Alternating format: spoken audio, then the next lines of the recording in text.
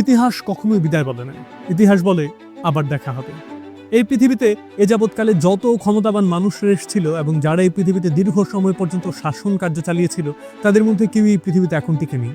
এখন যারা আছে তারাও ভবিষ্যতে থাকবে কিনা সেটা স্রষ্টাই ভালো জানেন। হযরত আলী রাদিয়াল্লাহু আনহু বলেছিলেন, এই পৃথিবীটা দুদিনের, একদিন তোমার পক্ষের, একদিন তোমার বিপক্ষের। যেদিনটি তোমার পক্ষের সেদিন দম্ভে বেপরোয়া হও না, আর যেদিনটি তোমার বিপক্ষের সেদিনও ধৈর্য হারা হও না, কেননা দুই দিনই তোমার জন্য পরীক্ষার। সুনীল তার কবিতায় বলেছিলেন, আমি মানুষের পায়ের কাছে কুকুর হয়ে বসে থাকি তার ভেতরের কুকুরটাকে দেখবো বলে।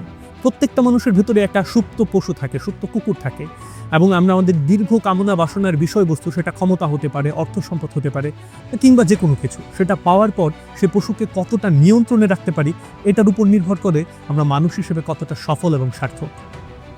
কিন্তু আদৌ কি আমরা সফলতা কিংবা সার্থকতার দ্বার প্রান্তে পর্যন্ত পৌঁছাতে পেরেছি কিনা সেটাই সবচেয়ে বড় প্রশ্ন।